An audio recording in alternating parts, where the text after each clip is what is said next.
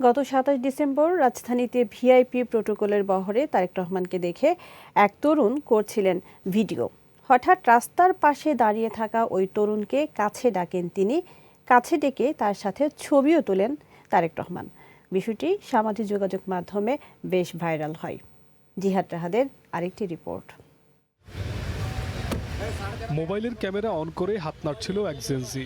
রাস্তার পাশে দাঁড়িয়ে এসে দেখছিল ভারী প্রোটোকলে চলছে তারেক রহমানের গাড়ি। আগ্রহতার তুঙ্গে বিএনপির শীর্ষ নেতাকে দেখে অন করা ক্যামেরায় দূর থেকে উচ্ছ্বাস নিয়ে ছবি তুলতে দেখায় তরুণকে কাছে ডাকেন তারেক রহমান।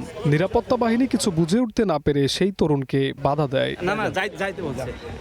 পরে যখন তারা বুঝতে পারে তারেক রহমান নিজেই ডাকছেন তাকে, তখন কাছে গিয়ে ছবি তোলা, ভিডিও ধারণ ও কুশল বিনিময়ের সুযোগ পায় কৌতূহলী তরুণ আরিফ হোসেন। সেই ঘটনা সামাজিক যোগাযোগ মাধ্যম ফেসবুকে ব্যাপক আলোচনার জন্ম দিয়েছে, দাগ কেটেছে মানুষের হৃদয়ে। তারেক রহমানকে কাছ থেকে দেখা ও তার ব্যবহারে মুগ্ধ হওয়ার গল্প গ্রিন নিউজকে জানালো সেই তরুণ। আমার নাম হচ্ছে মোহাম্মদ আরিফ হোসেন। গ্রামে আমাকে আদিল বলেই চেনে।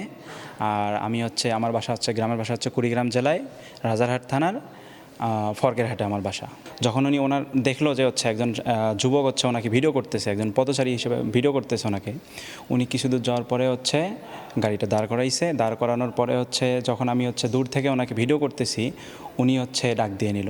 কিন্তু যখন উনি আমাকে দূর থেকে হচ্ছে যখন ডাক দিয়ে নিছে, এটা হচ্ছে আমি কল্পনা করতে পারিনি যে ঘটনাটা এরকম হবে।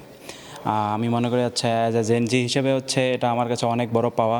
বিএনপির এই নেতার সাথে খুব কাছ থেকে ছবি তুলতে পেরে উচ্ছ্বাস প্রকাশ করে আরিফ। নেতার কাছে জেনজি প্রজন্মের প্রত্যাশার কথাও জানান এই তরুণ। আমি কোনো রাজনৈতিক দলের সাথে যুক্ত না, আমি সাধারণ একজন স্টুডেন্ট।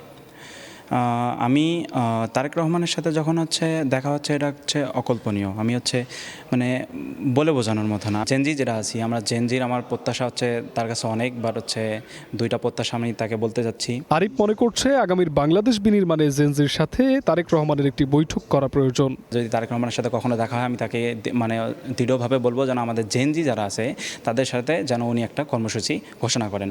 এর ফলে আমাদের যে জেনজির যারা চাওয়া পাওয়া আছে আমরা হচ্ছে তাকে সরাসরি বলতে পারবো। সেদিনের সেই ঘটনা কি তরুণদের সাথে তারেক রহমানের সখ্যতা গড়ার ইঙ্গিত, নাকি অন্য কিছু? সে প্রশ্ন ঘুরপাক খাচ্ছে জেনজিদের মনে।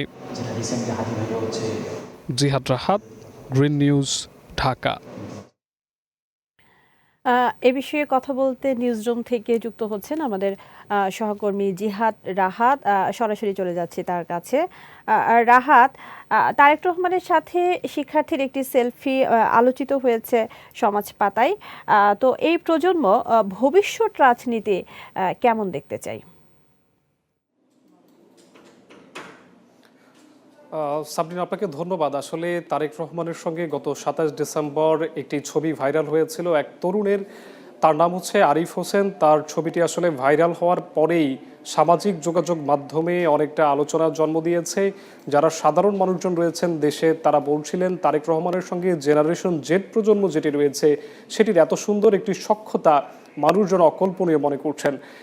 আমরা কয়েকদিন আগেই যেই ছবিটি ভাইরাল হয়েছিল সেই আরিফকে গ্রিন নিউজে ডেকেছিলাম। তিনি আমাদের সঙ্গে কথা বলেছেন। তিনি জানাচ্ছিলেন আসলে তার প্রত্যাশার কথা তারেক রহমানের কাছে। তারেক রহমানের কাছে তিনি প্রত্যাশা করছেন তিনি জেনজি যেটি রয়েছে জেনারেশন জেড প্রজন্ম, এই জেনারেশন জেড প্রজন্মের সঙ্গে তারেক রহমান বসবেন, কথা বলবেন। একটু যদি আপনাদেরকে পুরনো গল্প জানিয়ে রাখি তাহলে হচ্ছে দেখা যাচ্ছে জুলাই গণ অভ্যুত্থানের সময় কিন্তু সবচেয়ে বেশি সামনের সারিতে দেখা গেছে জেনারেশন জেড প্রজন্মকে। একজন শহীদের কথা উল্লেখ করা যায়, সেক্ষেত্রে লক্ষ্মীপুরের শহীদ শরীফ যিনি ওসমান রয়েছেন তার কথা উল্লেখ করা যায়। তার চেহারার সঙ্গে কিন্তু এই তরুণের চেহারার অনেকটাই মিল রয়েছে। এই তরুণ যখন ধানমন্ডির লেকের আশেপাশে ছিলেন তখন তারেক রহমানের যেই ভিভিআইপি প্রোটোকলের গাড়িটি রয়েছে সেটি যাচ্ছিল, তখন তিনি ছবি তুলেছিলেন। এটি আসলে তরুণরা যেই জেন রয়েছে তারেক রহমানের কাছে প্রত্যাশা করছেন ভালো একটি সম্পর্কের। রাহাত, আপনাকে ধন্যবাদ।